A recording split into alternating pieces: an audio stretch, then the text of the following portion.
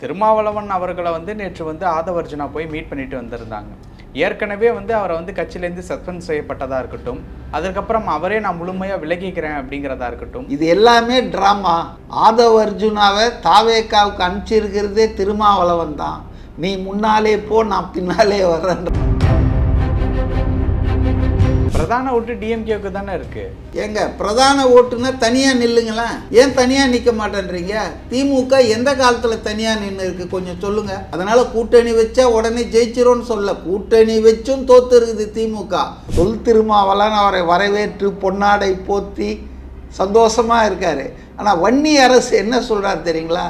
தாவேக்காவுக்கும் விசிகாவுக்கும் கொள்கையில் எந்த ஒற்றுமையும் இல்லைங்கன்றாரு. நேற்று இல்லை, முன்னாலே சொல்லியிருப்பாரு. அதனால தான் இந்த உறவு தொடருது. கை மீறி போயிடுச்சு, இல்லைன்னா கட்சியே உடஞ்சிரும் போல. திமுக வந்து அந்த அளவுக்கு நம்ம முக்கிய 2ஆம் கட்ட 3ஆம் கட்ட தலைவர்களை கையில் வச்சுருக்காங்க. ப்ரெஷர் இருக்குது, புரிஞ்சுக்க. அதனால் நான் உன்னை அடிக்கிற மாதிரி அடிக்கிறேன், கொஞ்ச நாள் இரு. Aadhav Arjuna is a shrewd man. அவருக்கு புரிஞ்சிடுச்சு இந்த சூழ்நிலை திரும்பவும் நாம் விசிகால போயிட்டு 6 மாதம் கழித்து பேசுவது, சுதந்திரமாக களமாடுவது, இதெல்லாம் சிக்கலை உருவாக்கணும் தான் அவர் வந்து தானாக விலகிட்டார். ஆனால் அதே நேரத்தில் தான் கட்டி வளர்த்த கட்சியை வந்து இன்னைக்கு திமுக கொலாப்ஸ் பண்ணிடுமோ, பேலன்ஸ் பண்ணுறதுக்காக தான் சஸ்பென்ஷன் 6 மாதத்துக்கு பண்ணது. திருமாவளவனை வந்து 24/7 வாட்ச் பண்ண ஆரம்பிச்சிருப்பாங்க. வழக்கம் போல் கூட்டணி கட்சிகளை தங்களுடைய அடிமைகள், கொத்தடிமைகள், நாம் சொல்கிற திசையில் தான் உட்காரணும். அவங்க ஒரு independent political party. You cannot control them. காவல்துறையினுடைய நடவடிக்கைகள் திமுக ஆட்சிக்கு பெரிய கெட்ட பேரை உண்டாக்கி இருக்குதுங்க.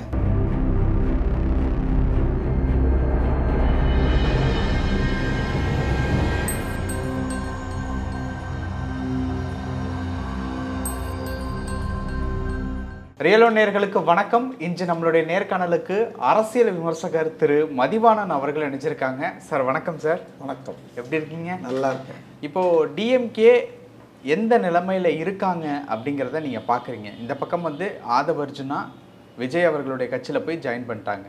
இன்னொரு பக்கம் பார்க்கும்போது வந்து ஆதவர்ஜுனா 5 இரவே போய் திருமாவளவன் அவர்களை வந்து பார்த்துட்டு வந்திருக்காங்க. திருமாவளவனும் இப்போ பேசிகிட்டு இருக்க நிமிடம் வரைக்கும் திமுக கூட்டணியில் தான் இருக்கார். திமுகவினுடைய நிலைமை இப்போ எப்படி இருக்குது, அதை பற்றி பேசலாம் சார். திமுகவுடைய நிலைமை என்ன இருக்குதுன்னு பேசிட்டு ஆதவர்ஜுனாவை நீங்கள் ரெஃபர் பண்ணுறதுல எனக்கு உடன்பாடு இல்லைன்னா அவர் ஒரு ஃபேக்டர் கிடையாது. விஜய் தான் இஸ் ஏ ஃபேக்டர். பொலிட்டிக்கல் ஃபேக்டர்னு பார்த்தீங்கன்னா 1000 ஆதவர்ஜுனாக்கள் அந்த கட்சிக்குள்ளே வந்தாலும் மக்கள் ஆதரவு, மக்களுடைய எதிர்பார்ப்பு எல்லாமே விஜய் அவர்கள் என்ன செய்ய போகிறாரு அதுதான். அதனால் இப்படி நீங்கள் போஸ்ட் பண்ணுறது நான் அதை ரசிக்கலை. அடுத்தது திருமாவளவன் நேற்று சந்திச்சார்னு சொல்கிறீங்க, அதை பற்றி மட்டும் சொல்லிவிட்டு அப்புறம் உங்கள் கேள்விக்கு வரேன். இப்போ திருமாவளவனை வந்து முதல் முறையாக பதவி போய் சேர்றாரு தாவேக்கால. அதுக்கு முன்னாலே பேக்ரவுண்டில் பேச்சுவார்த்தைலாம் நடந்துருக்கும். இல்லைன்னா போன உடனே எடுத்து கையில் கொடுத்துருவாங்களா? ஐ திங்க் ரொம்ப நாளாக நடந்துக்கிட்டு இருக்குது. அது வந்து நேற்று வந்து ஃப்ரூட்டிஃபை ஆச்சு, கனிந்தது. ஸோ இவர் போனார், அவர் சேர்ந்தார். உடனே அவருக்கு வந்து பொதுச் செயலாளர்னு கொடுத்துருக்காங்க.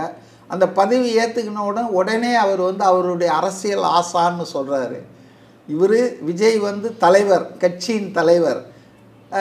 திருமா வந்து அரசியல் சொல்லி கொடுத்த ஆசான்னு சொல்கிறாரு. அவரை போய் அந்த அசோக் நகர் விசிகா ஆஃபீஸில் போய் சந்திச்சிருக்காரு. 2 பேரும் வந்து ரொம்ப ஹோம் கம்மிங் மாதிரி தான் இருந்திருக்காங்க. அதெல்லாம் ஒன்றும் அரசியலில் இதெல்லாம் வந்து வடநாட்டில் ரொம்ப உண்டுங்க. நம்ம நாட்டில் தான் எதிர்கட்சி, நம்ம தமிழ்நாட்டில் தான், தமிழ் மாநிலத்தில் தான் எதிர்கட்சினா அவன் எதிரி அப்படின்ற மாதிரி பார்க்குறாங்க. அது தேவையில்லாத விஷயம். ஸோ அந்த அரசியல் நாகரிகம், கலாச்சாரம் வரணும். ஆனால் அது எப்போ வரும்னு தெரியாது. பட் இது இவங்க 2 பேர் சந்தித்தது என்பது அதோடு விட்டுற முடியாது. ஏன்னா சந்திச்சுட்டு செய்தியாளர்கள்கிட்ட 2 பேரும் பேசும்போது அரசியல் கணக்கு எதுவும் இல்லை அப்படின்னு ரொம்ப தெளிவாக. ஏன்னா அவர் வந்து திருமாவுக்கு வந்து யாருக்கோ ஒருத்தருக்கு அவர் வந்து கட்டுப்பட்டு கடமைப்பட்டிருக்காரு. அதனால் அவர் சொல்கிறார், இங்கே இந்த சந்திப்பில் அரசியல் கணக்கு எதுவும் இல்லை, இது ஒரு அரசியல் நாகரிகம் அப்படின்னு சொல்கிறாரு. அதை நான் ஒத்துக்கிறேன், கரெக்டு. அது அப்படி தான் இருக்கணும் அரசியல் தலைவர்கள். ஆனால் இந்த அரசியல் நாகரிகம் டிசம்பர் 6ஆம் தேதி போன வருஷம் ஏன் திருமாவளவனுக்கு இல்லை? ஆதவ் அர்ஜுனா வேற ஒரு கட்சியில், அதுவும் திமுகவை தன் பிரதான அரசியல் எதிரின்னு சொன்ன ஒரு கட்சியில் மன்னராட்சி முறையை ஒழிக்க வேண்டும் என்று கங்கணம் கட்டிகிட்டு இருக்கிறது இங்கே வந்து முதல் முறையாக சந்திக்கிறாரு. இவர் வாழ்த்துறாருன்னா என்ன அர்த்தம்? அவருடைய பணி வெற்றி பெறணும்னு தானே அர்த்தம். அப்போ இது அரசியல் நாகரிகத்துக்காக நான் வாழ்த்தின மரியாதை நிமித்தமானு கூட சொல்லிக்கலாம். ஆனால் இதே அரசியல் நாகரிகத்தை ஏன் திருமாவளவன் விஜய் கிட்ட கடைபிடிக்கல? சரி, இப்போ இந்த சந்திப்பின் மூலியமா திமுக எதுவும் கடுப்பாகிறாங்களா? திமுக வந்துங்க அநேகமாக திருமாவளவனை வந்து 24/7 வாட்ச் பண்ண ஆரம்பிச்சிருப்பாங்க. இப்போவுமா? எப்போவுமே தான். ஏன்னா திருமாவளவன் வந்துங்க இன்று ஒரு அங்கீகரிக்கப்பட்ட ஒரு அரசியல் தலைவர், அனுபவம் மிகுந்த அரசியல் தலைவர். குறிப்பாக தலித் மக்களுக்குன்னு உருவாக்கப்பட்ட கட்சியாக இருந்தாலும் இன்றைக்கி தமிழர்கள் பெரும்பகுதி அவரை வந்து அக்செப்ட் பண்ணிட்டாங்க ஒரு அரசியல் கட்சி தலைவர்னு. இது ஒரு வெறும் தலித் கட்சி, எஸ்சி எஸ்டிக்கான கட்சின்னு அவங்க பார்க்குறதில்ல. ஸோ அப்போ இன்றைக்கி ஒரு அங்கீகரிக்கப்பட்ட மக்களால் அதுவும் வட தமிழ்நாட்டில் பார்த்திங்கன்னா அவருடைய செல்வாக்கு என்பது எந்த கட்சியும் ஜெயிக்க வைக்கும் அல்லது தோக்கடிக்கும். அவர் எதிராக இருந்தார்னா தோற்றுருவாங்க. அப்போ அந்த அடிப்படையில் பார்த்திங்கன்னா திருமாவளவன் ஒரு முக்கிய அரசியல்வாதி. அவரை தன் பக்கம் வச்சுக்கணும் அப்படின்றதுல திமுக வந்து கணக்கு போட்டு கச்சிதமாக இருக்காங்க. ஏன்னு சொன்னால் அவரை விட்டால் ஒரு 70-80 தொகுதியில் மிகப்பெரிய அளவுக்கு சேதாரம் வரும். என்னை பொறுத்த வரைக்கும் 2026 தேர்தல் என்பது அவ்வளோ யாருக்குமே அப்படி சும்மா ஈஸி வாக்கு ஓவராக இருக்க போகிறதில்ல. கடுமையாக எத்தனை அணி மோத போகுதுன்றதை பொறுத்து வெற்றி தோல்வி என்பது ரொம்ப சொற்ப வாக்குகளில் தான், 1% 2% வாக்கு வித்தியாசத்தில் தான் ஜெயிப்பாங்க தோப்பாங்கன்ற சூழல் 2026 உருவாகக்கூடிய வாய்ப்பு இருக்குது. ஆனால் இது எத்தனை கூட்டணியாக வருது? 3 கூட்டணியா, 4 கூட்டணியா, 5 கூட்டணியா எப்படின்றது அதை நம்ம அந்த நேரத்தில் தான் பார்க்க முடியும். தேர்தலுக்கு ஒரு 2-3 மாதத்துக்கு முன்னால் தான் க்ளவுட்ஸ்லாம் விலகி கிளியர் ஆகும் ஸ்கை. திருமாவளவன் அவர்களை வந்து நேற்று வந்து ஆதவ் அர்ஜுனா போய் மீட் பண்ணிட்டு வந்திருந்தாங்க. ஏற்கனவே வந்து அவரை வந்து கட்சியிலேருந்து சஸ்பெண்ட் செய்யப்பட்டதாக இருக்கட்டும், அதுக்கப்புறம் அவரே நான் முழுமையாக விலகிக்கிறேன் அப்படிங்கிறதா இருக்கட்டும், இது எல்லாமே ஆதவ் எடுத்த ஒரு முடிவு அப்படின்னு கூட வச்சுக்கோங்க. அவர் முழுமையாக விலகினது ஆதவ் எடுத்த முடிவுன்னு கூட வச்சுக்கோங்க. ஆனால் சஸ்பெண்ட் செய்யப்பட்டதுக்கு காரணம் வந்து ஸ்டாலின் அவர்களுடைய அழுத்தம் அப்படின்ட்டு வந்து பின்புலத்தில் வந்து சொல்லப்படுது. இதில் என்ன அப்படின்னா, நேற்று நடந்த சந்திப்புலையும் ஏதாவது வந்து கோபம் இல்லை ஏன் இந்த மாதிரியான ஒரு விஷயத்தில் ஈடுபடுறாங்க அப்படின்ட்டு ஏதாவது கேள்வியாவது கேட்பதற்கு வாய்ப்பு இருக்கு இல்லையா? அதுதான் கேட்குறேன். திமுக ஒரு அரசியல் கட்சி, பல தடவை ஆட்சியில் இருந்த கட்சி, வலுவாக இன்றைக்கி தமிழ்நாட்டில் இருக்கிற சில கட்சிகளில் திமுகவும் ஒரு கட்சி. விசிகாவும் இன்றைக்கி அந்த அளவுக்கு வளர்ந்து இருக்குது அப்படின்னு சொன்னால் அங்கீகாரம் தேர்தல் ஆணையத்தால் செய்யப்பட்டிருக்க ஒரு மாநில கட்சியானால் அதுக்கு அடிப்படை வந்து திருமாவளவனுடைய உழைப்பு, அயராத உழைப்பு, அந்த கட்சி தோழர்களுடைய அயராத உழைப்பு, பங்களிப்பு. அப்போது இன்றைக்கி வந்து ரெண்டும் வெவ்வேறு கட்சிகள்.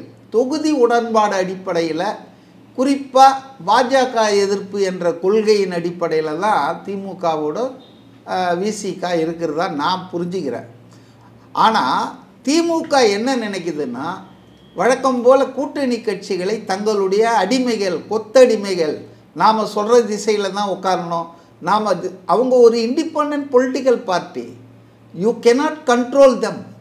உங்கள் கட்சியில் இருக்கிறவங்கள மற்றவங்க எப்படி கட்டுப்படுத்த முடியாதோ அதே போல் திருமாவுடைய கட்சியில் இருக்கிறவங்கள வந்து திமுக கட்டுப்படுத்த முயற்சிப்பதே ஒரு அநாகரிகமான ஒரு ஜனநாயக விரோத செயலாக நான் பார்க்குறேன். பிரதான ஓட்டு டிஎம்கேவுக்கு தானே இருக்குது. ஏங்க பிரதான ஓட்டுன்னா தனியாக நில்லுங்களேன். ஏன் தனியாக நிற்க மாட்டேன்றீங்க? திமுக எந்த காலத்தில் தனியாக நின்று இருக்குது கொஞ்சம் சொல்லுங்கள். 5 கூட்டணி, 10 கூட்டணி, 15 கூட்டணி, கூட்டணி ஆட்சியில் இல்லாமல் கூட்டணி வைக்காமல், அதனால் கூட்டணி வச்சா உடனே ஜெயிச்சிரோன்னு சொல்ல, கூட்டணி வச்சும் தோற்று இருக்குது திமுக தனித்து வென்றதாக வரலாறே கிடையாது. அதனால் they are dependable upon the Alice.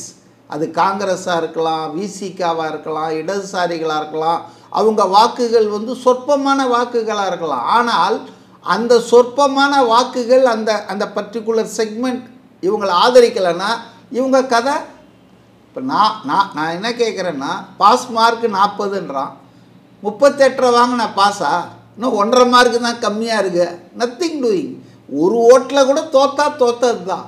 அதனால் வந்துங்க இந்த நம்ம இன்றைக்கி இருக்கிற தேர்தல் முறை ஃபஸ்ட் பாஸ்ட் த போஸ்ட், யார் முதல்ல வராங்களோ அவங்க தான், அவங்களுக்கு பெரும்பகுதி வாக்காளர்கள் ஆதரவு இருக்குதா அதெல்லாம் பார்க்குறதில்ல. மேலை நாடுகளில் உண்டு. 50% வாக்காளர்கள் ஆதரவை பெற்றவரை தான் வெற்றி பெற்றவர் என்று அறிவிப்பார்கள். இல்லைன்னா 2வது முறை தேர்தல் நடக்கும். இப்படி நடத்திக்கிட்டே இருப்பாங்க. ஆனால் நம்ம இந்தியாவில் வந்து அப்படி கிடையாது. யார் அதிக வாக்குகள், மேக்சிமம் ஓட்டு. அப்போ அந்த அடிப்படையில் இன்றைக்கி ஒவ்வொரு ஓட்டும் கணக்கில் வருது. அதனால் திமுகவுக்கு விசிக தேவை, திமுகவுக்கு காங்கிரஸ் தேவை, திமுகவுக்கு இடதுசாரிகள் தேவை. இடதுசாரிகளுக்கு ஒன்றும் திமுக தேவையில்லை. திமுக இல்லைன்னா அவங்க அதிமுக கிட்ட போவாங்க, இல்லைன்னா விஜய் கிட்ட போனால் அவங்களுக்கு சீட்டுகள் கிடைக்கும்.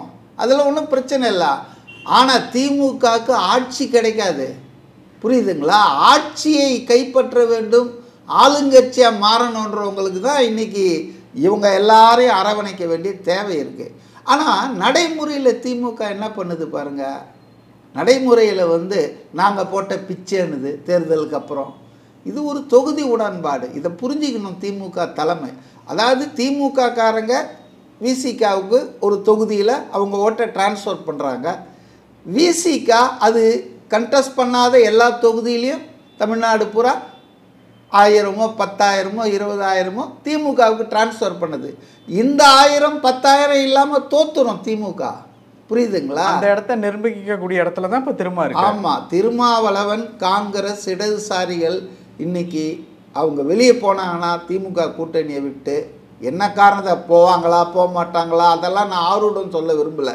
But there is every possibility without alliance partners help DMK will never win any election. கூட்டணி கட்சிகளினுடைய ஆதரவும் ஒத்துழைப்பும் இல்லைன்னா நிச்சயமாக எழுதி வச்சுங்க 2026 திமுக என்பது ஜெயிக்கிறதுக்கான வாய்ப்பு கொஞ்சம் கூட கிடையாது.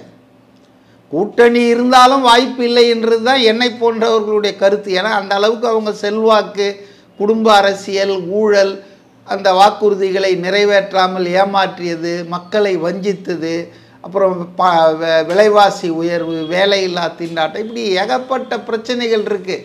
அப்போ இப்போ பாருங்கள், இந்த பெண்களுக்கு எதிரான குற்றங்கள் என்பது அப்படியே ரிப்பீட் ஆகிட்டே இருக்குது. இப்போ அண்ணா யூனிவர்சிட்டியில் தொடங்கினது பார்த்திங்கன்னா இப்போ ஈசிஆர் ரோட்டில் வந்து நின்று இருக்குது. இப்படி தொடர்ந்து வந்து எடுத்துட்டேன் அப்படின்னு சொல்கிறாங்கல்ல. ஏங்க நான் என்ன கேட்குறேன்னா, நடவடிக்கை எடுத்துருது 2வது. ஏன் இந்த மாதிரி நடக்குது? ஏன் இந்த மாதிரி நிகழுது பிரச்சனை? ஏன் இப்படி தைரியம் வருது? இப்போ திமுக கொடியை கட்டிட்டு போகிறான், கேட்டால் அவன் கொடி வந்து டோல்கேட்காக கட்டினான்றாங்க. சில பேர் 5வது இது ஓனர்ன்றாங்க. நான் இதெல்லாம் நம்பலைங்க. 7 பேரில் 4 பேரை தான் பிடிச்சிருக்காங்க, 3 பேர் யாருன்னு தெரியல. அதனால் அதுக்குள்ளே போலீஸ் கமிஷனர் வந்து எங்கப்பன் குதிரைக்குள்ளேருந்து இதில் அரசியல் நோக்கம் இல்லை, அரசியல் கட்சி, உங்களை யார் இதெல்லாம் கேட்டது? Let it come after the enquiry. ஒரு ப்ராப்பர் இன்வெஸ்டிகேஷன் நடந்த பிறகு இதெல்லாம் வரணும். அதை விட்டுட்டு அதே மாதிரி தான் அருண் சொன்னார். அருண் இதே மாதிரி தான் ஒரே ஒருத்தர் தான் குற்றவாளின்னு சொன்னார். இப்போ எல்லாரும் யார் அந்த சாருன்னு கேட்டுட்ருக்காங்க. புரியுதுங்களா? அதனால் வந்துங்க காவல்துறையினுடைய செயல்பாடு திமுகவுக்கு மிகப்பெரிய கெட்ட பேரை மக்கள் மத்தியில் உருவாக்கிட்டு இருக்குதுங்க. இப்போ நேற்று பாருங்கள், உயர்நீதிமன்றத்தில் உள்துறை செயலாளர் வரணும்னு சொல்லியும் அவர் போகவே இல்லை. ஆனால் அதுக்குள்ளே உயர்நீதிமன்றம் அவரை நேரில் ஆஜராக சொன்னதை எதிர்த்து சுப்ரீம் கோர்ட்டுக்கு போயிடுச்சு அரசாங்கம். என்னங்க ஒரு 2 கிலோமீட்டர் இருக்குது, போயிட்டு தான் கோர்ட்டு சொல்லியிருக்கே, கூப்பிட்டா டெய்லியாக கூப்பிட்றாங்க. ஒரு வழக்கில் தீவிரத்தன்மை உணர்ந்து போலீஸ் சரியாக செயல்படல தமிழ்நாட்டில். அதாவது எஃப்ஐஆர் பதிவே மாட்டேன்றாங்க. அப்படி பதிஞ்சால் கூட அந்த 90 நாளுக்குள்ளே சார்ஜ் ஷீட் ஃபைல் பண்ணணுன்னு விதிகள் இருக்குது. இதெல்லாம் காற்றுல பறக்க விடுறாங்க. ஆண்டு கணக்கில் காசு இருக்கிறவன் கோர்ட்டுக்கெல்லாம் போகிறாங்க. அந்த நீதிபதியே ரொம்ப தெளிவாக சொல்லியிருக்காரு. பணம் இருக்கிறவன், செல்வாக்கு இருக்கிறவன் என் கோர்ட்டுக்கு வந்து இதெல்லாம் தட்டி கேட்குறான். சாமானிய மக்கள் எந்த கோர்ட்டுக்கு வர முடியும்? யார்கிட்ட கேட்க முடியும்? அப்போ காவல்துறையினுடைய அராஜகம், சட்டவிரோதமான நடவடிக்கைகள் இன்றைக்கி பார்த்தீங்கன்னு சொன்னால் திமுகவுக்கு மிகப்பெரிய கெட்ட பேரை தொடர்ந்து உருவாக்குது. அப்போ நேற்று உள்துறை செயலாளர் அவர் வந்து கோர்ட்டுக்கு கூப்பிடுது. அப்போ அவர் போயிட்டு நாங்கள் இனிமேல் சரியாக இருக்கோங்க, நான் காவல்துறைக்கு 4:30 மணிக்கு மேலே போய் சொன்னதை 2:30 மணிக்கே போய் சொல்லியிருக்கலாம்.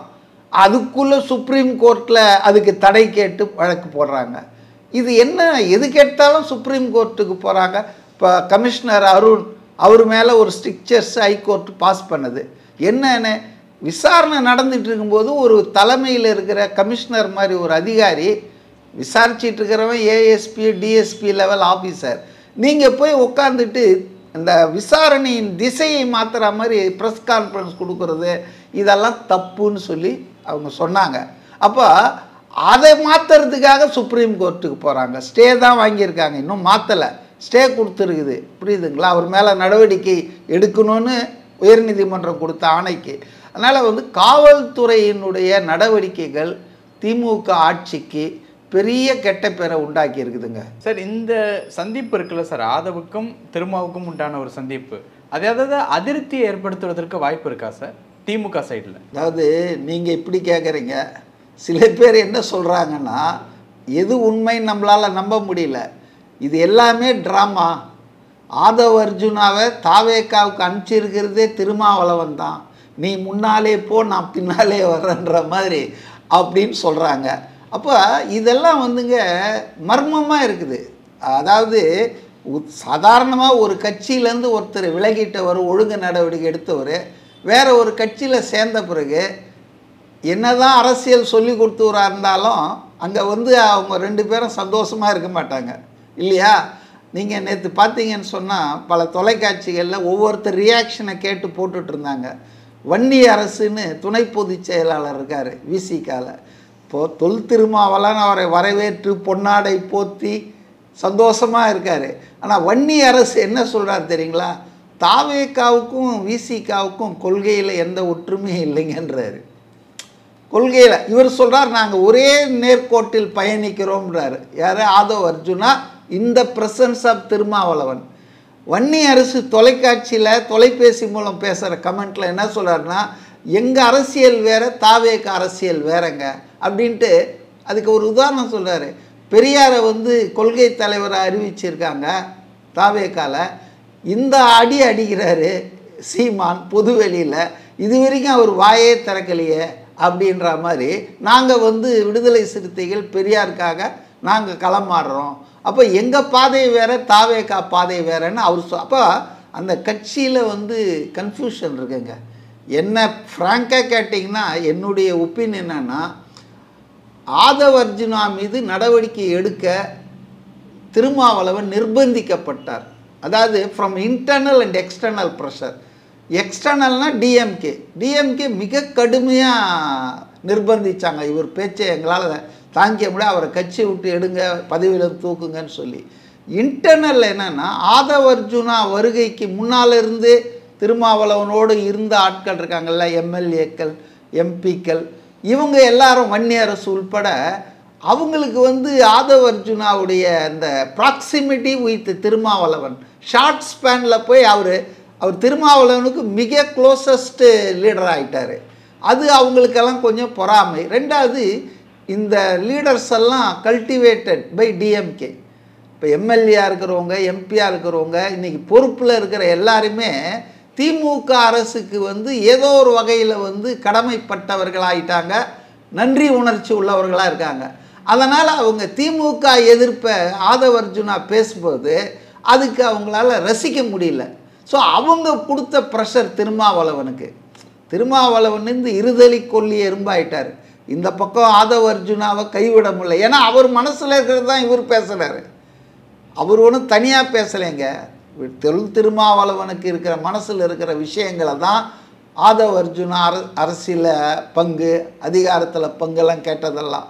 ஆனால் அதே நேரத்தில் தான் கட்டி வளர்த்த கட்சியை வந்து இன்றைக்கி திமுக கொலாப்ஸ் பண்ணிடுமோ, 2 பேரை உருவிட்டால் கூட அது ரொம்ப தப்பு இல்லைங்களா?